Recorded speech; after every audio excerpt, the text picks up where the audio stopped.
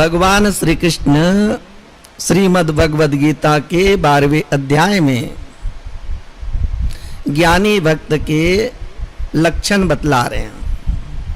महापुरुषों के लक्षण साधकों के लिए यत्न पूर्वक साधन करने योग्य होते हैं और उसी से उनको धर्म एवं मोक्ष की प्राप्ति होती है। अर्थात ये जो लक्षण है वे धर्ममय भी है और अमृतमय भी है।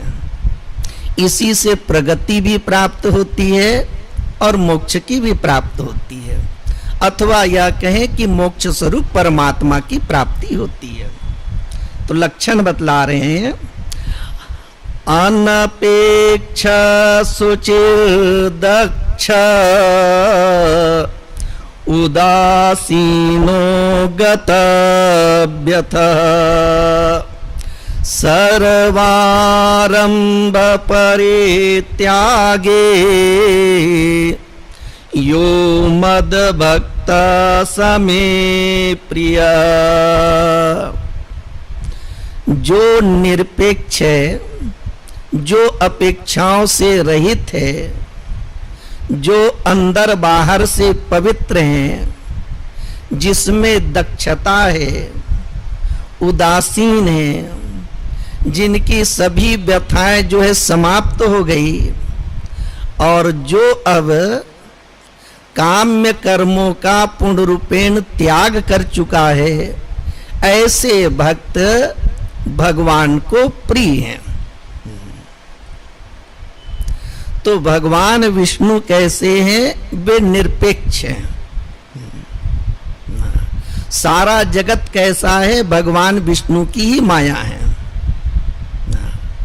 और जो भक्त इसको अपने आराध्य देव की माया के रूप में देखते हैं, वे भी इस संसार से पूर्णतः निरपेक्ष हो जाते हैं।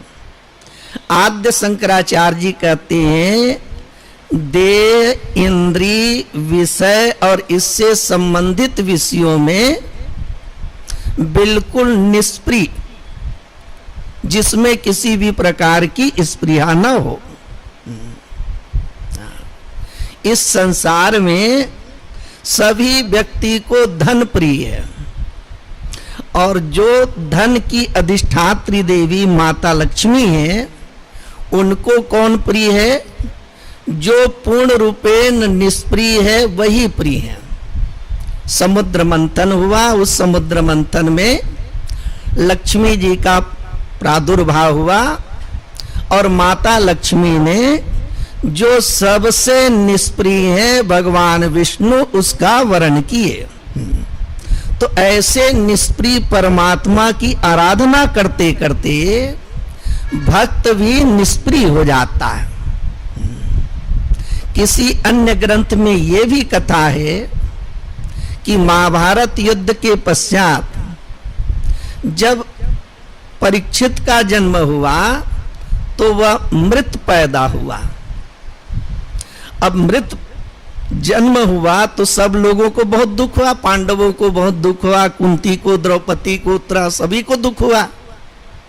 सब लोगों ने भगवान श्री कृष्ण से प्रार्थना की है कि आप सर्वसमर्थ हैं, आप कृपा करके इनको पुनर्जीवित कर दें।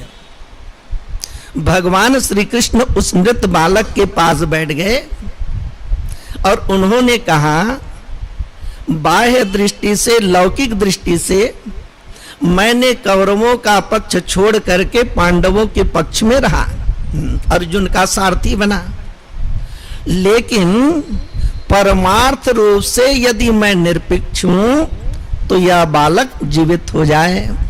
ऐसा कहते ही मृत जो परीक्षित है वे जीवित हो गए। ये भगवान की जो है निरपेक्षता को अपनी लीला के द्वारा हम देखते हैं। इसी प्रकार से भक्त के लिए एकमात्र प्रिय वस्तु परमात्मा ही है, तो वह भी देह से भी निरपेक्ष है, देह से किसी भी प्रकार की अपेक्षा नहीं है, इंद्रियों से भी नहीं है, विषय से भी नहीं है और उससे संबंधी भी नहीं है।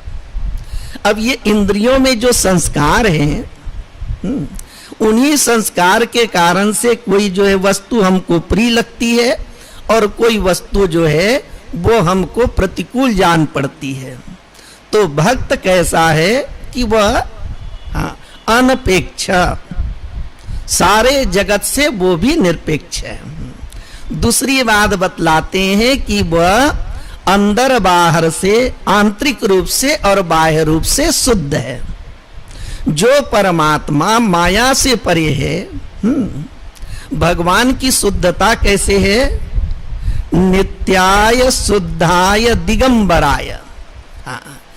भगवान शिव कैसे हैं? वे नित्य हैं, शुद्ध हैं, दिगंबर हैं।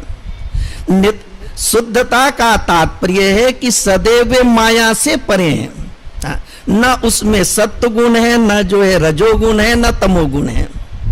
जगत का सृजन करने के लिए, जगत की उत्पत्ति करने के लिए वही परमात्मा रजोगुण को धारण करके ब्रह्मा के रूप में जगत का सृजन करते हैं।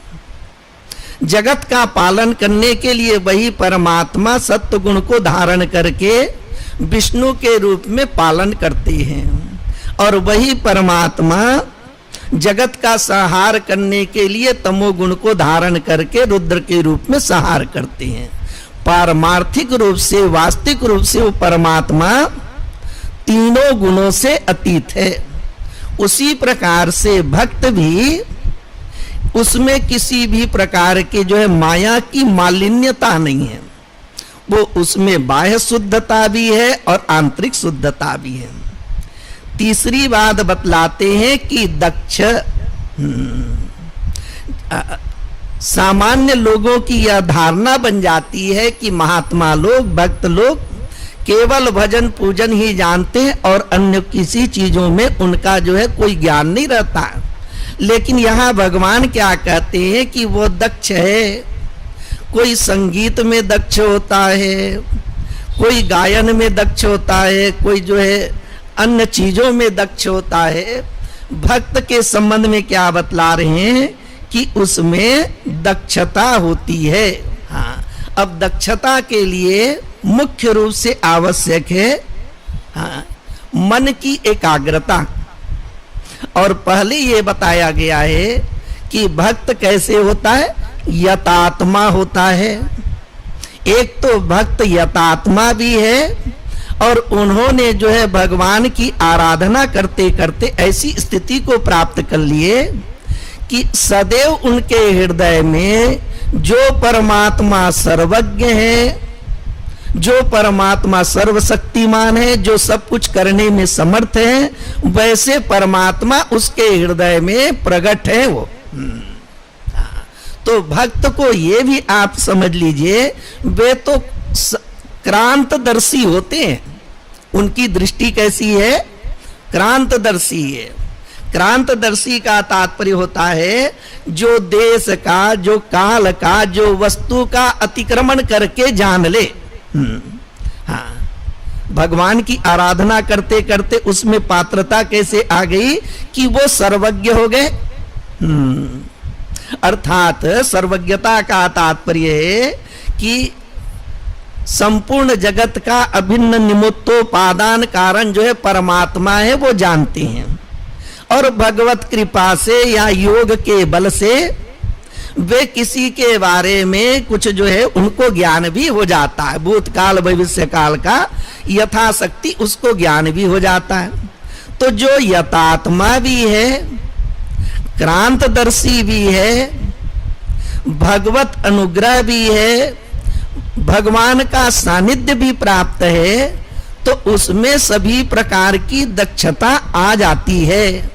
यहाँ आद्य शंकराचार्य जी ये कहते हैं, यदि भक्त के जीवन में कोई नया काम आ गया जो उन्होंने कभी नहीं किया है, उसको भी कर पाने में वो समर्थ हो जाते हैं। इसका तात्पर्य है कि ऐसा नहीं है कि भक्त कोई नया नया कार्य शुरू करते रहेंगे। आगे ये कहेंगे कि वो तो सर्वारंभ का त्यागी है, तो अपनी इच्छा से कोई नए नए कार्य वो करते नहीं रहेंगे, लेकिन ऐसे प्रारब्धावसात उनके जीवन में कोई ऐसे कार्य आ जाता है तो उनको सम्यक रूप से कर पाने में वे समर्थ होते हैं। हाँ, और भी जो है आचार्य लोग कहते हैं शास्त्र को समझने में समर्थ होते हैं और शास्त्र को समझाने में समर्थ होते हैं, समझ भी जाते हैं और समझा भी सकते हैं। और जिसमें जो है भगवान के प्रति भक्ति नहीं है वो हो सकते हैं कि शास्त्र व्याख्यान में तो कुशल हो लेकिन तत्व को ग्रहण करने में वो समर्थ नहीं होते, और जब स्वयं तत्व को ग्रहण करने में समर्थ नहीं हुए तो वे दूसरे को समझा पाने में कैसे समर्थ होंगे।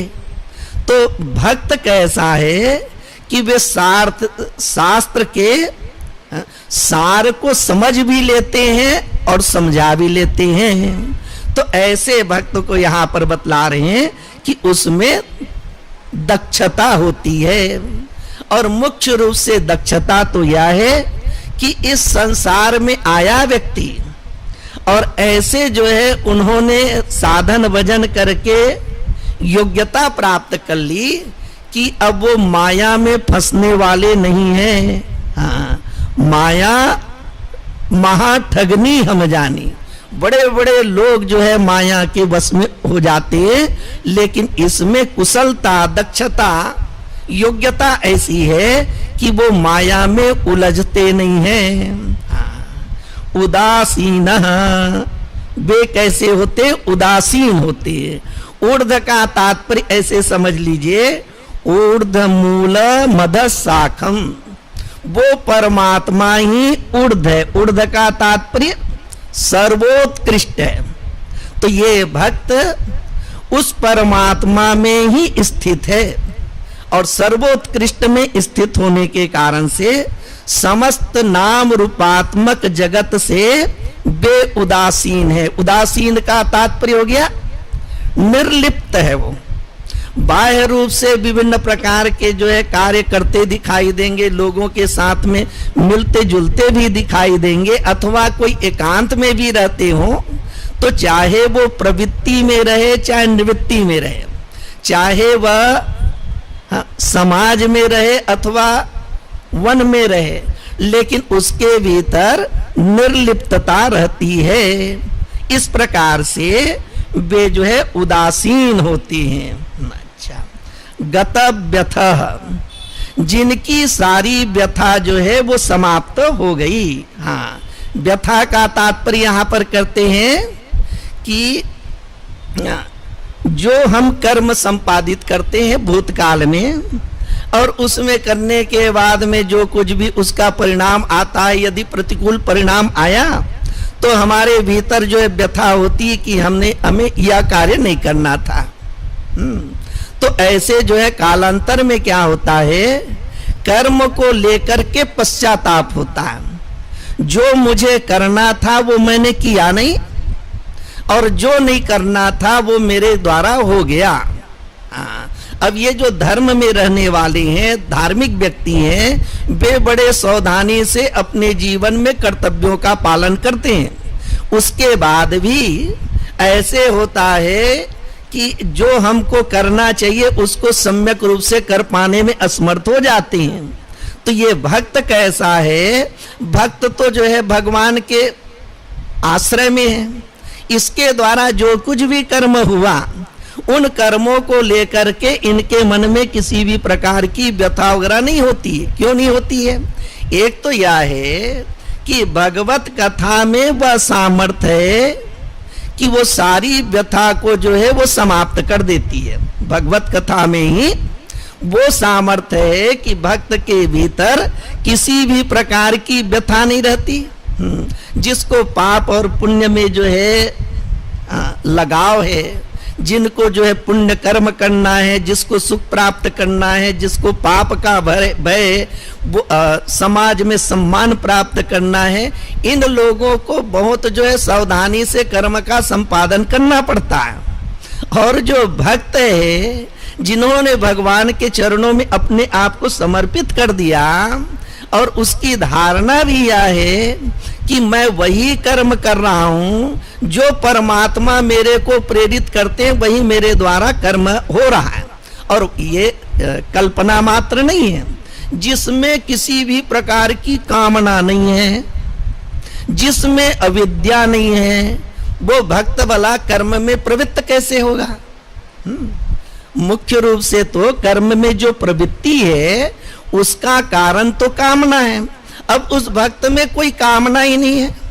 इस कारण से ये कहे जाते हैं कि निष्काम जो भक्त हैं उनके द्वारा वही कार्य होता है जो प्रभु चाहते हैं।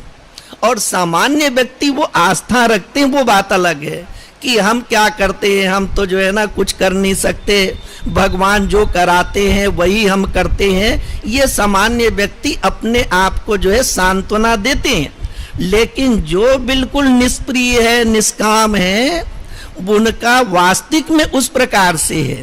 हाँ, इन सब लक्षणों को समझना हो तो आप किसी महापुरुष को अपने जो है मन में जो है कल्पना करके देख लीजिए। गोस्वामी तुलसीदास जी पहले रामचरितमानस या जो है राम की कथा संस्कृत में ही लिखने वाले थे। प्रतिदिन लिखते थे और जो है वो सब क्या हो जाता था, मिट जाता था। उनकी इच्छा क्या थी? प्राचीन कालों में क्या था, संस्कृत भाषा में ही ग्रंथ की रचना की जाती थी। उन्होंने अनेक बार प्रयास किए, लेकिन लिखते थे और वो मिट जाता था। आखिर में फिर उन्होंने अवधी भाषा में ग्रंथ की रचना की। तो ऐसे महापुरुषों के जीवन को आप जो है ध्यान में रखते हुए इन लक्षणों पर विचार करेंगे तो ये कैसे है, 100% जो है सत्य आपको जो है अनुभव में आएगा। जैसे प्रियव्रत थे, प्रियव्रत ने नारद जी से उपदेश श्रवण किए और उपदेश श्रवण करने के बाद उनको वैराग्य हो गया। वे सन्यास लेने ही वाले थे और उसी समय आकर के ब्रह्मा जी ने कहा कि तुम सन्यास मत लो, तुम जो है राजपाट का जो है संचालन करो। तो उन्होंने क्या किए, सन्यास लेने की जो इच्छा है उसको त्याग दिए। और उसके बाद में जो उन्होंने कार्य किया वो ऐसा अद्भुत कार्य किए कि लोग आश्चर्यचकित हो गए। फिर प्रियव्रत के संबंध में क्या कहते हैं, उन्होंने जो काम किया है वह तो ईश्वर के अतिरिक्त और कोई दूसरा कर ही नहीं सकता। ऐसी बात क्यों कहते हैं? क्योंकि उसके भीतर जो है परमात्मा की ऐसी कृपा है, ऐसे अद्भुत अद्भुत कार्य किए जो सचमुच में एक मनुष्य के द्वारा जो है वो असंभव सा है। तो इनकी व्यथा जो है समाप्त हो जाती है। जो परमात्मा को प्राप्त कर लिए तो फिर व्यथा क्यों रहेगी? तव कथामृतम तप्त जीवनम। भगवान की कथा कैसी है, उसमें सभी प्रकार की व्यथा की जो है निवृत्ति हो जाती है। कथा ही ऐसे रसपूर्ण है जिसके जो है श्रवण मात्र से सब व्यथा जो है वो दूर हो जाती हैं। सर्वारंभ परित्यागी, जो कामना हेतुक जितने भी जो कर्म हैं उसको कहते सर्वारंभ। वो समस्त कर्म जो काम्य कर्म हैं उनको कहा जाता है सर्वारंभ। तो ये जो भक्त हैं समस्त काम्य कर्मों का त्याग कर देती हैं, समस्त काम्य कर्मों का त्याग कर देती हैं। अब इस प्रकार से सामान्य जो व्यक्ति है लोक परलोक के लिए कई प्रकार के वो कर्म करते रहती है।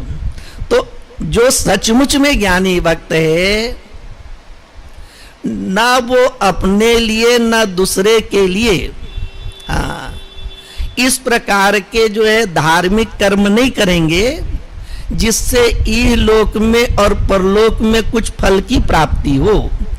अब चाहे पुराणों में, रामायण में या महाभारत में जिन महापुरुषों का वर्णन हो, वो बात अलग है, लोक संग्रह वाली बात अलग हो जाती है। लेकिन जो ज्ञानी भक्त है वो कोई पुत्रेष्टि यज्ञ नहीं करेंगे, वो शत्रु के जो है वध के लिए सेन याग नहीं करेंगे, वे जो है स्वर्ग की प्राप्ति के लिए कोई यज्ञ नहीं करेंगे। इसी प्रकार से इह लोक में कोई और जो है विशेष प्रकार के जो है रिद्धि सिद्धि आदि प्राप्त करने के लिए वे तप आदि नहीं करने वाले हैं। तो इस प्रकार से वे जितने भी काम हेतु कर्म हैं उन सब का त्याग कर देते हैं। अब चाहे जिस भक्त के संबंध में बतला रहे हैं ना, ये तो ज्ञानी भक्त है। अब चाहे ज्ञानी बोले चाहे भक्त बोले, उनके जीवन में जो कर्म दिखाई देता है और व्यक्ति के मन में इस प्रकार के कई संशय हो जाए कि ये तो जो है कर्म करते हुए दिखाई देते हैं, तो आद्य शंकराचार्य जी क्या कहते हैं, यदि राजा जनक को ज्ञान प्राप्त नहीं हुआ है और वे कर्म करते हुए दिखाई देते हैं, तो कर्म का प्रयोजन अंतःकरण की शुद्धि के लिए है। और यदि उन्हें ज्ञान प्राप्त हो गया है और वे जो है समस्त प्रकार के कर्मों का संपादन करते हैं, तो वो लोक संग्रह के लिए है। तो इस प्रकार से चाहे भक्त हो ज्ञानी हो, यदि उनके जीवन में कुछ कर्म दिखाई देते हैं, उनको इसी प्रकार से स्वीकार कर लेना चाहिए कि वो भगवत प्राप्ति तो कर लिए, लेकिन कर्म करते हुए दिखाई देते हैं, तो उसका प्रयोजन जो है वो लोक संग्रह के लिए ही होगा। हाँ, यो मद भक्त समे प्रिया, ऐसे जो भक्त हैं वो भगवान को प्रिय है। जिस प्रकार से गंगा जो है सर्वत्र पुण्यदायिनी है, लेकिन शास्त्रों में क्या बतलाते हैं, गंगा सर्वत्र पुण्यदायिनी तो है, लेकिन गंगा कनखले पुण्या, कनखल में जो है वह विशेष रूप से पुण्यदायिनी हो गई। इस कारण से जिन भक्त तो जो है भगवान को प्रिय हैं, लेकिन इस प्रकार के गुण इस प्रकार के लक्षण यदि है भक्त में, तो भगवान को विशेष रूप से वे प्रिय हैं। गोविंद जय जय गोपाल जय जय,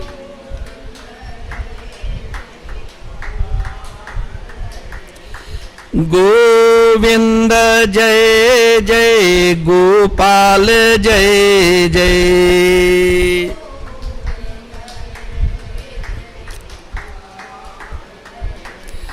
राधा रमण हरि गोविंद जय जय,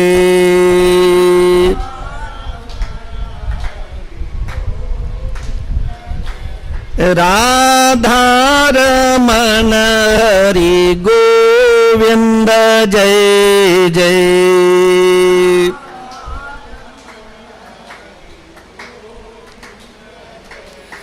गोविंद जय जय गोपाल जय जय,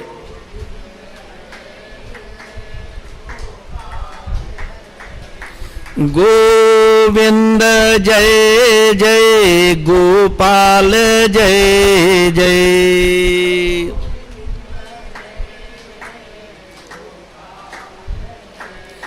राधा रमण हरि गोविंद जय जय।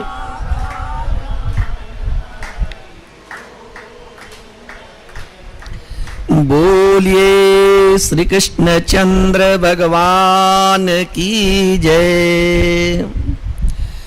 यो न रिष्यति न द्वेष्टे न शोचति न कांक्षति, शुभाशुभ परित्यागे भक्तिमान्य समे प्रिय। इष्ट वस्तु या इच्छित वस्तु प्रिय वस्तु की प्राप्ति से हर्ष होता है, भक्त को नहीं होता। इष्ट वस्तु मतलब यहाँ पर लौकिक संसारिक वस्तु, और जो है सांसारिक जो अनिष्ट वस्तु की प्राप्ति हो जाए, अनिष्ट वस्तु या व्यक्ति की प्राप्ति हो जाए, तो उनको कोई जो है द्वेष नहीं होता है। मित्र भी आया तो भी वैसे ही है, शत्रु आया तो भी वैसे ही है ना। तो ये भक्त ऐसा है कि अनुकूलता और प्रतिकूलता दोनों में कैसे वो सम है। वो अनुकूलता से वो हर्षित नहीं होता है, प्रतिकूलता से द्वेष नहीं करता है। उनके जीवन में शोक का सर्वथा अभाव है और किसी भी चीज की आकांक्षा नहीं है। वो अपने आप में पूर्ण है वो, और शुभ अशुभ का वो त्याग कर दिए हैं। सामान्य रूप से हम क्या लेते हैं कि हमारे जीवन में शुभ आए और अशुभ ना आए, अथवा कहें कि शुभ कर्म को करना चाहिए और अशुभ कर्म का त्याग करना चाहिए। भक्त की बुद्धि ऐसी है कि उन्होंने शुभ और अशुभ दोनों को त्याग दिया है। ऐसे भक्त भगवान को प्रिय हैं। अब ये जो अध्याय है धीरे धीरे मतलब उपसंहार की ओर है। तो विचार करेंगे तो सामान्य व्यक्ति कैसा है, जैसे परिस्थितियां होती है वैसे उसकी मन स्थिति होती है। यदि परिस्थितियां उसके अनुकूल है तो वो प्रसन्न हो जाता है, और प्रतिकूल है तो वह दुखी हो जाता है। और इसी प्रकार से सामान्य व्यक्ति यदि है तो वो परिस्थितियों का दास है, वो परिस्थितियों के अनुसार से वो चल रहा है। उसको आप जो है साधक की कोटि में ना लें। और जो परिस्थितियों का निर्माण कौन करता है, परिस्थितियां भी जो है उनके कर्म के आधार पर ही आए हैं। एक बात है कि जैसी परिस्थितियां होती है वैसे उसके मन बन जाते हैं। तो वो क्या हुआ कि परिस्थितियों के अनुसार से चलने वाला हुआ। अब ये परिस्थितियों में आप विचार करेंगे ना तो बड़े जो है वह विचित्र बातें आती है। कि मैं जो है उत्तर काशी में था तो एक जो है व्यक्ति जो है वहां से रवाना हुआ। मैंने पूछा भाई बस कितने बजे है, उन्होंने बताया कि बस जो है 10 बजे है, और वो रवाना हो गए सुबह 6 बजे। मैंने पूछा इतना जल्दी क्यों जा रहे हैं, उन्होंने बोला कि मैंने जो देखा है ना सब वो दिशाशूल वगैरह देखते, भाई हमको मालूम नहीं है। वो बोले कि 6 बजे प्रस्थान करने से यात्रा जो है वो अनुकूल होगी, उसके बाद यात्रा करने का योग नहीं है। तो ये सब क्या है, हम तो समय देख लेते हैं ऐसे ही, लेकिन जो है वो सब देखने वाले जो है ना वे इस प्रकार से अपने जीवन को जो है चलाते हैं, जैसे परिस्थितियां होती है उसके अनुसार से जीवन यापन करते हैं। हाँ, तो ये क्या हो गया, व्यक्ति जो है परिस्थितियों का दास हो गया। हाँ, काल जो है ठीक है कि नहीं, वातावरण ठीक है कि नहीं, इस प्रकार की बातें। अच्छा, ये परिस्थितियां आई कैसे, उनके कर्मों के आधार पर। तो परिस्थितियों के निर्माण करता भी वही व्यक्ति हैं और परिस्थितियों के अनुसार से जो है अपने आप को चलाने वाले भी वही हैं। हाँ, और ऐसा यदि मान लेते हैं तो उसके जीवन में कहीं स्वतंत्रता वगैरह कुछ नहीं है। जो बात यहाँ पे कही जा रही ना कि ये कैसा है कि इष्ट वस्तु या व्यक्ति की प्राप्ति से वो हर्षित नहीं होता है, और अनिष्ट वस्तु या अनिष्ट जो है व्यक्ति की प्राप्ति में जो है वो द्वेष भी नहीं करता है। अब उस व्यक्ति का पुरुषार्थ है। हाँ, व्यक्ति का पुरुषार्थ क्या है या समझदारी क्या है कि वह करे अपना शास्त्रीय कर्म, लेकिन जो कुछ भी उनको जो है परिणाम आएंगे, परिस्थितियां आएंगी, उसमें क्या होना चाहिए, उसको असंग होना चाहिए उसको। हाँ, उसको कैसे होना चाहिए, असंग। यहां पर बोलेंगे कि वो समता में रहे, और यदि वो समता में नहीं रहता है तब तो फिर जैसे संसार होगा वैसे जो है उसकी मन स्थिति होगी। फिर हाँ, संसार जैसे रहेगा वैसे होगा। तो भक्त कैसा है कि अनुकूल व्यक्ति या वस्तु की प्राप्ति हो गई तो वह हर्षित नहीं होता है। सामान्य दृष्टि से बोलेंगे तब तो वो आदमी ही नहीं है बोलेंगे।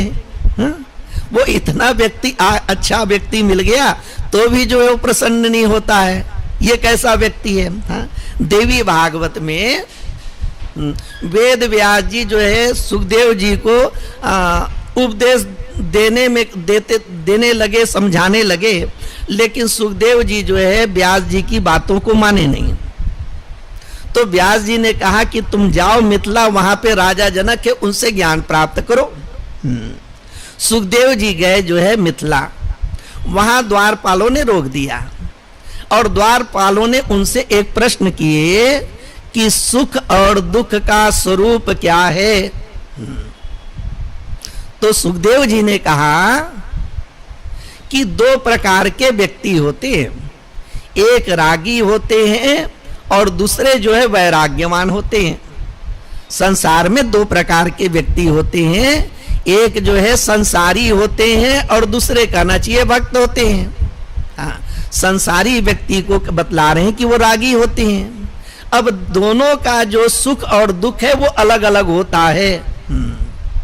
यदि संसारी व्यक्ति है, रागी व्यक्ति है, उसके जीवन में यदि धन संपदा आदि प्राप्त हो और धन संपदा देने वाले कोई व्यक्ति मिल जाए तो उसके लिए वह सुख रूप होता है, उससे वो हर्षित होता है। और यदि धन संपदा आदि की प्राप्ति में कोई बाधक बने, उनको जो है वह शत्रु मानता है, वह उसके लिए दुख रूप होता है। ये रागी व्यक्ति का जो है सुख और दुख का स्वरूप हुआ। और जो वैराग्यमान व्यक्ति है, उनको यदि सत्संग की प्राप्ति हो जाए, उसको भगवत प्राप्ति के कोई जो है वह उपाय बतलाए, शास्त्र संबंधी बातें बतलाए, तो वह उसके लिए सुख रूप होता है। ऐसे बतलाने वाले व्यक्ति को वह अपना मित्र या गुरु मानता है, हितैषी मानता है।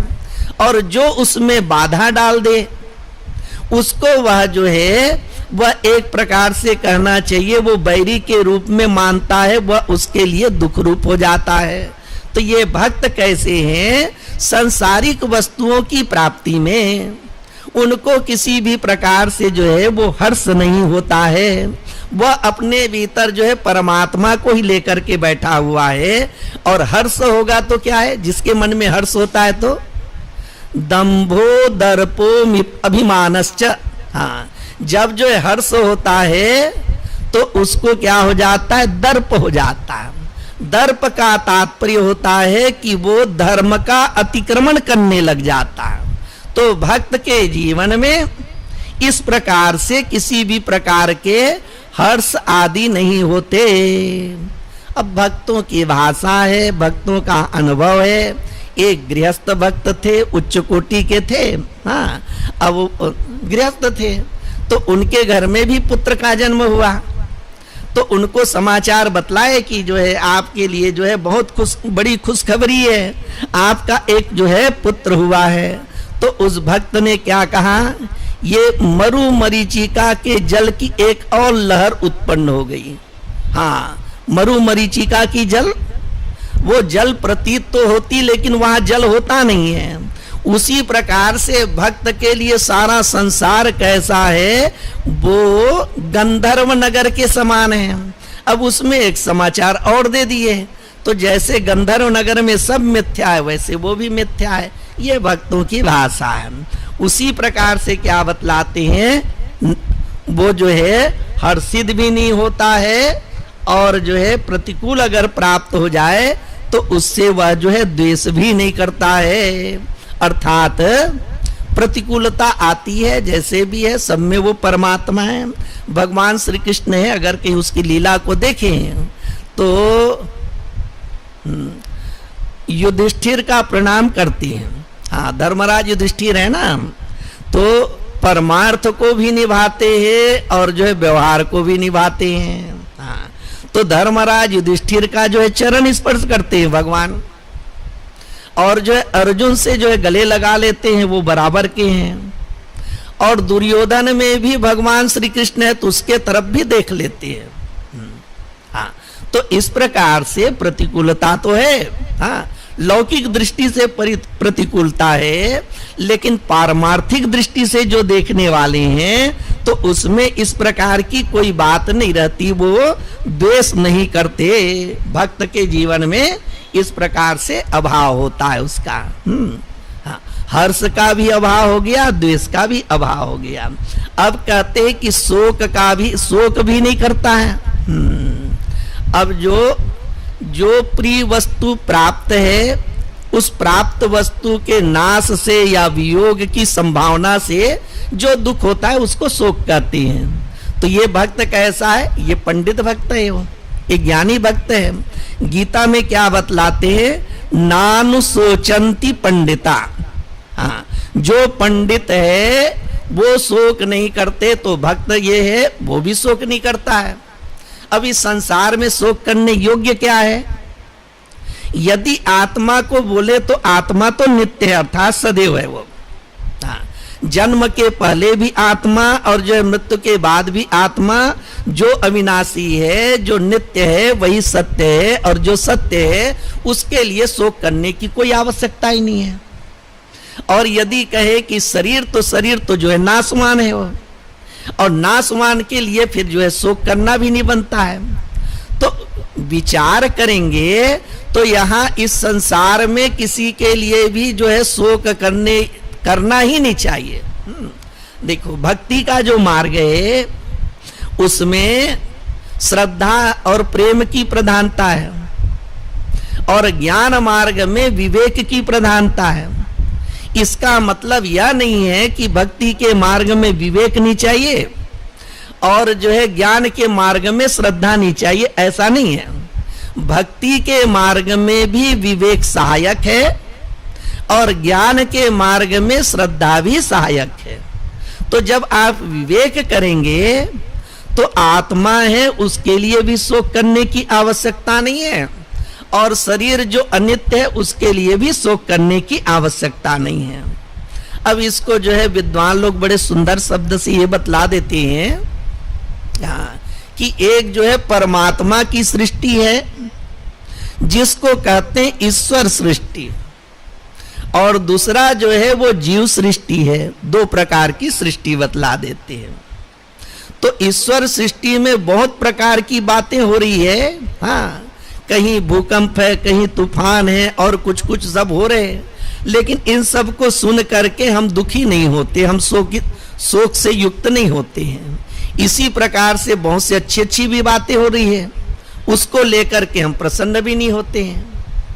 तो जो है शोक कहाँ होता है? जिनके साथ में हमारा जो है अहमता और ममता है, जिनके साथ में हमारा ममत्व है, आत्मीयता है, वहां कुछ बातें होती है तब हमारे चित्त में प्रभाव पड़ता है। तो कहते हैं कि जीव सृष्टि क्या है? हाँ, जीव सृष्टि का तात्पर्य इतना ही समझ लीजिए, जैसे हमने स्वप्न देखा स्वप्न काल में, उसमें हम स्वप्न काल में उस स्वप्न के सब नाम रूपात्मक जो कि जगत देख रहे हैं, सूक्ष्म जगत, उनको सब जो है हम सच मानते हैं। और जैसे जो है जागृत अवस्था में सुखी दुखी होते हैं, वैसे ही स्वप्न काल में भी सुखी दुखी होते हैं। स्वप्न काल में भी सुखी दुखी होते हैं। हमारे सनातन धर्म में ये तीन जो अवस्थाएं हैं उनको जो है बहुत सुंदर ढंग से बताया गया है, और इसी के माध्यम से आत्मा की जो निर्लिप्तता को बतलाते हैं। जागृत में आप देख रहे हो कि यह संसार है, इसको सच मान रहे हैं। स्वप्न काल में जो सूक्ष्म जगत है उसको देख रहे हैं, उसको सच मान रहे हैं। सुसुप्ति में गए तो जो है ना तो यह स्थूल जगत है अर्थात जागृत जगत है, न सूक्ष्म जगत है। वहां आप जो है गाढ़ी निद्रा में सोए हुए हैं, और वहां आप जो है सुख का अनुभव करते हैं। जहां कुछ भी नहीं है वहां आपको सुख मिलता है। उसी प्रकार से जो ज्ञानी है वो जो है जागृत अवस्था में अनुभव करता है कि इन सब के बगैर मेरा जो स्वरूप है वो सुख रूप ही है। हाँ, और ये जैसे जागृत है, स्वप्न है, ये सब जो है सुसुप्ति अवस्था में नहीं रहते, तो नहीं रहते इसका मतलब है कि इसका जो है अनुभव काल में भी अभाव है इनका। जब हम देख रहे हैं, व्यवहार कर रहे हैं, उस समय भी नहीं है। हाँ, तो एक दृष्टांत बतला देते हैं भाई। दो मित्र गए व्यापार करने के लिए, दोनों को व्यापार में सफलता प्राप्त होने लगी, दोनों अच्छा पैसा कमाने लगे। एक की तबीयत खराब हो गई, इलाज वगैरह कराए लेकिन ठीक हुआ नहीं, वो मर गया। उसके बाद में दूसरा जो मित्र है, उन्होंने जो है किसी व्यक्ति के द्वारा उनके गांव में जो है संदेश भेजने के लिए विचार किए। कोई भला व्यक्ति मिला नहीं, एक दुर्जन व्यक्ति मिल गया। तो उन्होंने उसको जो है कुछ रुपए दिए जो बचे हुए थे उसको, और बोले कि जा करके इसके माता पिता को बतला देना। इन्होंने व्यवसाय किया, इतना लाभ हुआ, बीमार पड़ गया, इलाज भी करवाए, लेकिन इसकी मृत्यु हो गई। जो विधि का विधान है वो होता ही है, ऐसा उसको समझा बुझा करके भेजे। अब वो व्यक्ति जो है दुष्ट था, हाँ, सज्जन था नहीं। अब जो दुर्जन व्यक्ति रहता है वो अकारण ही जो है दूसरे को दुख देता है। वो गए गांव में, और गांव में क्या किया, जिसका पुत्र जीवित था उसको बोला कि तुम्हारा पुत्र मर गया है। बोले वो, हाँ। ये समाचार सुन करके माता पिता जो है रोने लगे, अपना व्याकुल हो गए। और जिसका पुत्र जो है मर गया था उसको बोले कि तुम्हारा पुत्र बहुत अच्छा व्यवसाय कर रहा है, खूब पैसा कमा रहा है, और ये उन्होंने जो है पैसा भेजा भी है। ऐसे करके दोनों पैसे लेकर के गए थे। अब जो है जिनका पुत्र मर गया है उसके माता पिता जो है बड़े प्रसन्न हो रहे हैं कि देखो थोड़े समय में ही जो है उन्होंने इतना जो है व्यवसाय किया, हमारे लिए जो है वह रुपए भेजे हैं। और जिसका पुत्र जीवित है वो रो रहा है, वो, हाँ, दोनों के दोनों रो रहे हैं कि हमारा पुत्र जो है मर गया। अब इस दृष्टांत से क्या बतलाते हैं, जो माता पिता मार रहे हैं मेरा पुत्र मर गया, मन में मार रहा है ना, उसी को जीव सृष्टि बोलती हैं। जीव सृष्टि में उसका पुत्र मर गया और ईश्वर सृष्टि में उसका पुत्र जीवित है। हाँ, ईश्वर सृष्टि में उसका पुत्र जीवित है और जीव सृष्टि में उसका पुत्र जो है मर गया, इस कारण से जो है रो रहा है। तो दुख कहाँ है, जीव सृष्टि में है। हाँ, और जिसका पुत्र ईश्वर सृष्टि में मर गया लेकिन जीव सृष्टि में जिंदा है, वो जीव सृष्टि में क्या है, वो जिंदा है, इस कारण से माता पिता प्रसन्न हो रहे हैं। तो जो है सुख कहाँ पर है, उसके जीव सृष्टि में सुख है, और जो है ईश्वर सृष्टि में तो मर गए वो। हाँ, ऐसे अनेक कथाएं आती है ईश्वर सृष्टि और जीव सृष्टि का, कि एक जो है ना, एक व्यक्ति था, उसको जो है फांसी दे दिए गए। अब उसकी माँ को मालूम नहीं था, हाँ, जेलर बतलाया नहीं कि भाई वो तुम्हारे पुत्र को फांसी दे दिए। तो उसकी माँ जो है आती थी अपने पुत्र के लिए भोजन लेकर के, और जेलर जो है उसके भोजन को जो है खुद खा लेता था, और जो है उसकी माँ को बतलाता था कि तुम्हारे बेटे को जो है तुम्हारा भोजन अच्छा लगा। ऐसे जो है लंबे समय तक के वो ऐसे ही झूठ बोलते रहे और उसकी माँ जो है प्रसन्न रही। जिस दिन उसकी माँ की मृत्यु हो गई ना, उस दिन जेलर जो है वो संतोष को प्राप्त हुआ। बोले कि आज बहुत बड़ा जो है मन में जो द्वंद्व था ना वो समाप्त हो गया, ये सब मुझे करना पड़ता था। बोले तो ऐसे प्रसंग के अनुसार से हम ये बोल रहे हैं कि जो भक्त है वो शोक नहीं करता है, जैसे ज्ञानी शोक नहीं करता है। तरति शोकम आत्मवित, यहाँ कुछ भी शोक करने योग्य नहीं है, अर्थात नाम रूपात्मक जगत है उसके लिए भी शोक करना नहीं चाहिए, और जो है आत्मा है वो उसके लिए भी शोक करने की आवश्यकता नहीं है। तो दो बातें हो गई ना, आत्मा के लिए भी शोक नहीं किया जा सकता है और शरीर के लिए भी शोक नहीं करना चाहिए। फिर बीच में आ गए जो है जीवात्मा कहना चाहिए। तो भगवान श्री कृष्ण गीता के दूसरे अध्याय में क्या कहते हैं, ये जीवात्मा की गति को बोलेंगे तो भीष्म पितामह द्रोणाचार्य जो है सद्वृत्ति वाले हैं, सद्व्यवहार वाले हैं, तो मरने के बाद में उनकी सद्गति ही होगी। ऊर्ध्वम गच्छन्ति सत्वस्था, हाँ, जो सद्व्यवहार करने वाले हैं, सद्वृत्ति वाले हैं, सात्विक गुणों से युक्त है उनकी तो ऊर्ध्व गति ही होगी। हाँ, इस कारण से उसके लिए भी तुम शोक मत करो। और ये दुर्योधन दुशासन आदि हैं, असद्वृत्ति वाले हैं, बुरे हैं, दुराचारी हैं, इनकी तो दुर्गति ही होगी। इस कारण से इसके लिए भी शोक नहीं करना चाहिए। तो ये तीनों बातें ना, न आत्मा जो है शोक करने योग्य है, न शरीर आदि जो है शोक करने योग्य है, और सदगति दुर्गति के बारे में बोलते हैं तो कर्मानुसार सब गति होती है। इस कारण से जो है शोक नहीं करना चाहिए।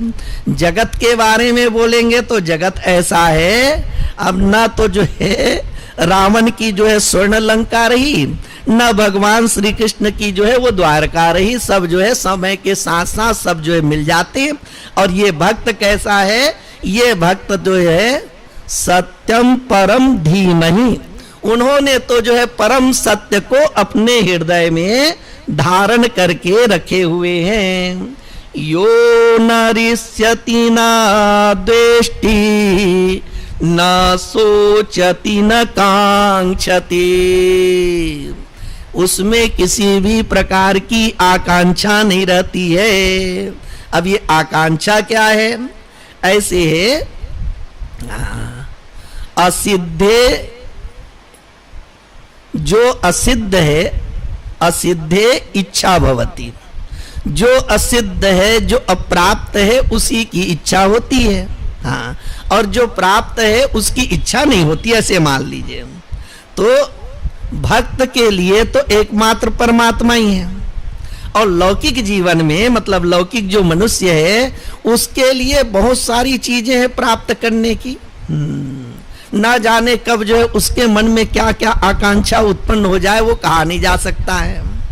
और भक्त कैसे है, यत प्राप्य न किंचित वांछति, भक्त को भक्ति प्राप्त हो जाने के बाद में उनको किसी भी प्रकार की आकांक्षा नहीं रहती। ये भक्ति का फल है।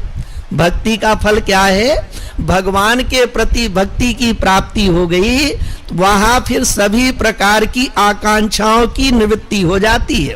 ये भक्ति जो है सर्वोत्कृष्ट जो है रस है, उसमें वो अपने आप में कहना चाहिए मस्त रहते हैं।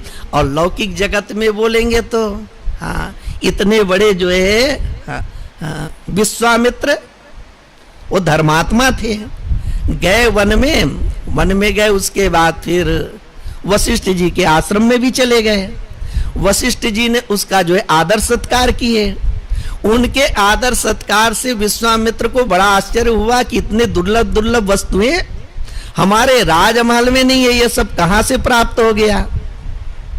वशिष्ठ जी ने कहा कि हमारे पास में जो नंदनी है उसी की कृपा से यह सब प्राप्त हो जाता है। अब विश्वामित्र के मन में आकांक्षा हो गई कि उस नंदनी को मैं प्राप्त कर लूं।